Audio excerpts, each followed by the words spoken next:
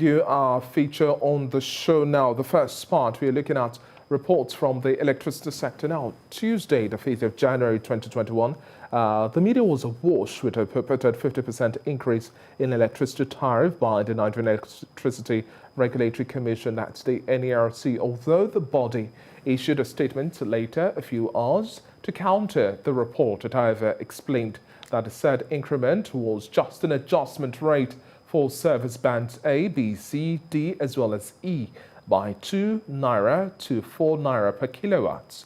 This was according to the NERC and is expected to reflect the partial impact of inflationary pressures as well as movement in forex.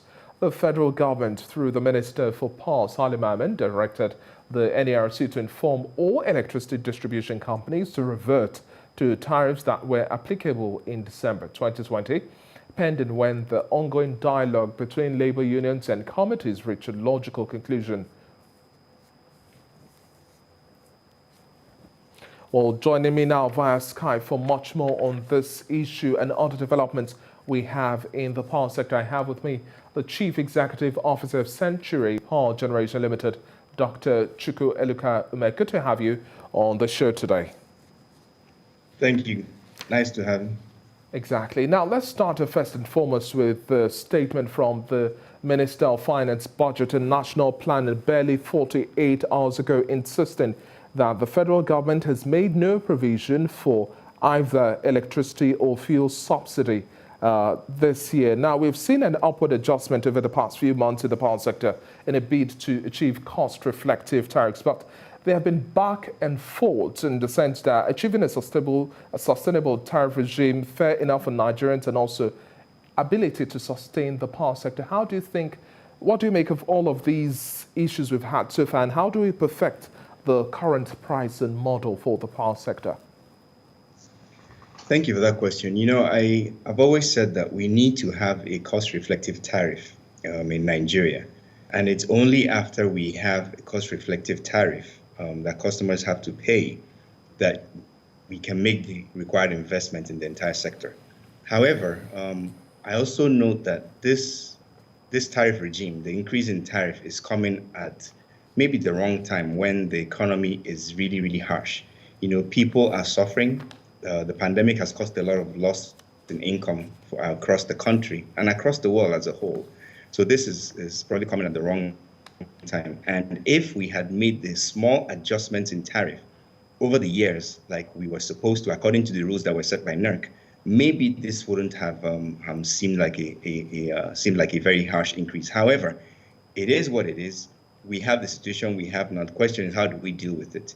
Now, some people are saying that they've seen almost 100% increase in the tariff. However, they are not seeing the value. They're not seeing increased electricity in their homes and in their factories. This has to be addressed, but unfortunately, it's going to take time. It's a step in the right direction, but it's going to take quite a while for us to see the difference that we need to see. And people have to be patient. And what I encourage the government to do now is to find a way for people to be able to make more money, whether it's increasing the minimum wage, whether it's making sure that we have the right investment environment so that small businesses can grow, big businesses can continue to grow. Something has to be done so at least people have the money to buy this electricity, which they need. Now, there are new lines of conversation expected in terms of fine-tuning or consolidating efforts in terms of power generation, transmission, as well as distribution.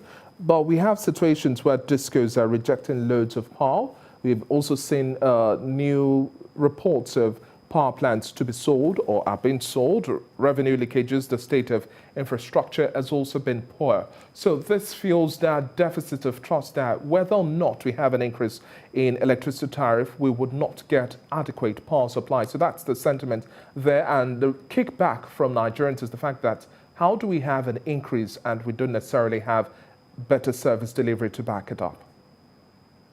You know, the discos are rejecting power because unfortunately they still can't get power to all the customers and get the money for it. I mean, as last year, discos reported that over 9 months in 2020, they lost about 30% of the revenue they were supposed to collect. Now, that's supposed to be an improvement in what they used to collect before.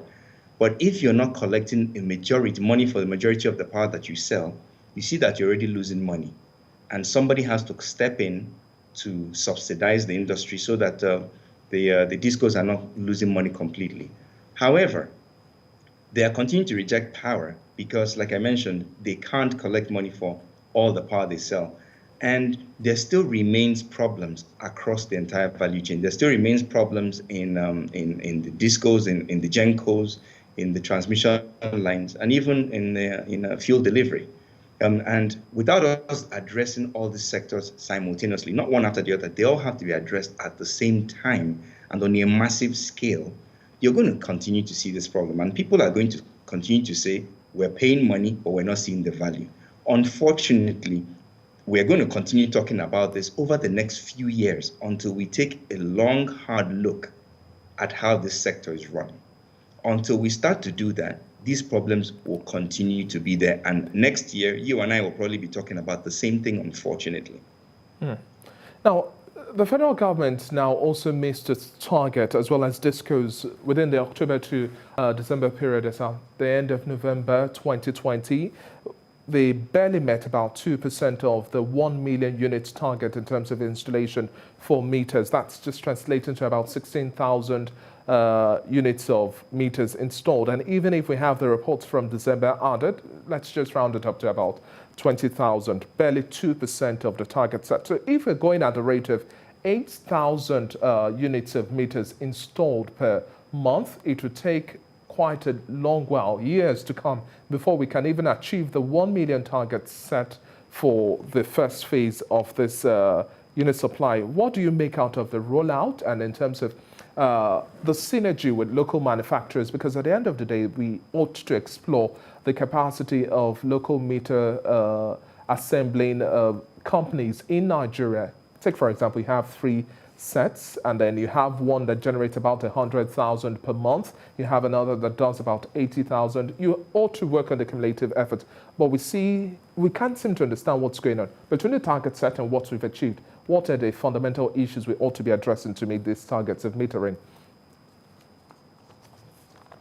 You know, I think manufacturing meters in Nigeria is the right thing to do. We have to empower our local manufacturers so that the money that they produce stays in Nigeria and helps to continue to invest in our economy. However, I would say that rather than the government putting money into buying these meters, I keep saying it, allow the private sector to drive this. So if the local manufacturers are empowered, they're given more incentives to help them manufacture much more or manufacture more quicker, you will see meters being rolled out at a faster rate.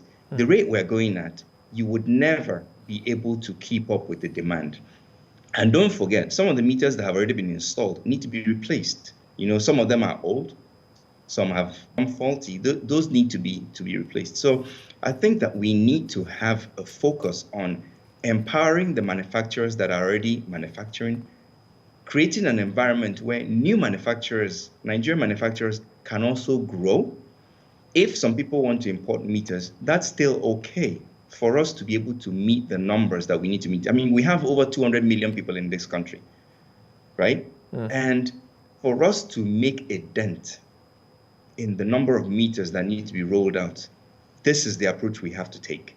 Focus on empowering the manufacturers, not the government buying the meters or giving money for the meters to be bought. The discos are going to be ultimately responsible for making sure that these meters get in the hands of their customers. It's just like someone buying a cell phone. You know, you buy a cell phone, you buy a SIM card. Next thing you're going to do is to buy credit. But it's not the telco's business to go and buy a phone and give you. It's their business to sell you a SIM card. So SIM cards become cheap so that more people can buy SIM cards.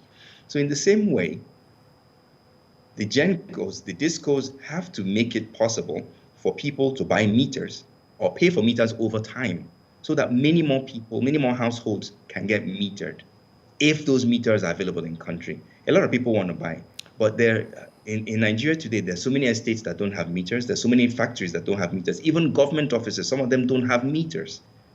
This is what I think needs to be done. Dr. Eluka, let's paint a clearer picture at this point in time. Now, the ripple effect of the lull in terms of meter installation fuels the already existing exploitative tendencies we have, which comes along with estimated billing. How long do you see this lasting? We ought not to have this sort of conversation in 2021, but we're here faced with this hurdle, which is quite difficult to cross if you're looking at this level of meter production, assembly, and then installation. There's so much confusion out there, and unfortunately, the right information across the board is not out there. When I ask a question, if I ask Ikeja Disco, for example, how many potential customers do you have? I'm not going to get an answer that will tell me the actual what's actually on ground. So they can't really tell you we need 10 million meters or we need 200 million meters or whatever. So we first of all need to start getting the right information. And for us to get the right information, we have to have the right people asking the right questions. And for us to have the right people asking the right questions, it means that the right people need to be in the industry, helping the government to drive what needs to be done. That's only when we can now start even asking the right questions. And only then can we start figuring out exactly what needs to be done. However, the discos, I mean, if we're pumping power to the discos from the GENCOs, right? And the discos need to know how many people are metered, how many people can you get power to? The ones that are not metered, that they're doing estimated billing, how many are there, right? And where are these people located? Do you have the right infrastructure to get the power to them? These are some of the questions we need to start to ask so that we can say, these are the number of meters that you need to have in this area or in that area or wherever. Okay, now, but at this point in time, what's also your forecast in terms of what we have currently on ground? Do you think the infrastructure we have on ground can support, improve power distribution, generation, and transmission? Do you think with the current capacity we have in terms of metering as well, we can still manage to meet better service delivery in terms of power supply to fuel businesses and then households? Because now that we are talking about recovery, we have to just improve on our power supply. We have to have cost-reflective tariff that understands the plight of the people, but yet support industries and still fuels businesses. So this drives me back to my first question. What sort of engagements do you expect with key stakeholders in this regard in terms of the power sector so that we can have short-term goals being met, medium-term goals being met, and then the long-term goals being met? Who are supposed to be brought to the conversation? That's I think, one of the most important questions that we need to address. The infrastructure we need is not there. We're talking about the transmission infrastructure in the country being less than 10,000 megawatts. So even if we generate 25,000 megawatts in the next 3-4 years, we can't transmit that power. And then if we do fix the transmission infrastructure and the power actually gets to the discos, you can't distribute because some of the infrastructure, the lower voltage lines, the 33 kV, the 11 kV lines are not adequate. Some of them are too old, they need to be replaced. The transformers, some of them are out of date, are dated. Some of them are not really working efficiently and need to be changed. And then, of course, you come to the meters. For us to have a proper engagement, we don't need any more committees. I've said it before, we have too many committees. We don't need any more committees. What we need to do is to look at this as a pure business. Someone is trying to get a commodity out to people. That someone is a combination of the discos, the transmission company, the GENCOs, the gas supplier, the gas transporter. If you allow these folks to do business between each other as a pure business trying to sell a commodity, the disco will start to answer some of these questions that I'm asking, which is, how many customers are you trying to sell power to? If they answer that question, then the transmission company will know exactly how much power it is trying to wield to the discos, from the GENCOs to the discos. The GENCOs will then know how much capacity they actually need to have to supply to the discos through the TCN. And then the gas supplier and the gas transporter will then know how much gas they actually need to move. Now, of course, you're going to have other people in the mix. This people generating with the solar facilities, people generating from the hydro. right? This is the only way we're going to start having a complete and organic conversation. Of course, with the government behind, creating the right environment for this to happen, and also creating the right regulations to support this market. And of course, the banks behind supporting with money, not just the local banks or the international banks. Then the courts behind enforcing whatever agreements are signed. This is not rocket science, but guess what? It has to be done at this level that I'm talking about, and it's strictly between the private sector players. Okay. Now, This is Dr. the Ume, only in wrapping up our way we're going to do conversations at this. this point in time, we have to also look at innovative means of addressing or having on-grid and off-grid power solutions. Now, the whole conversation globally is looking at renewable energy. What's your forecast for the year 2021, and how do you also fund these sort of initiatives that have a much more sustainable baseline to settle all of the backlog we've had over the years?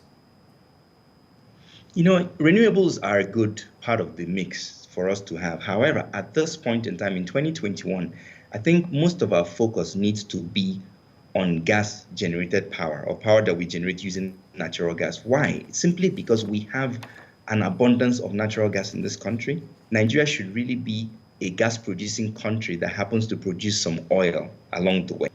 If we look at Nigeria that way, then I think over 90% or thereabouts of our power should be produced based on gas. Okay. Maybe 2% or thereabouts should be produced with renewables. And then, of course, the balance will be produced with hydro. And I'm saying those numbers thinking that Nigeria should be producing nothing less than about 40,000 megawatts of power in the next 5 years. Then we said we have a power sector that is really starting to grow.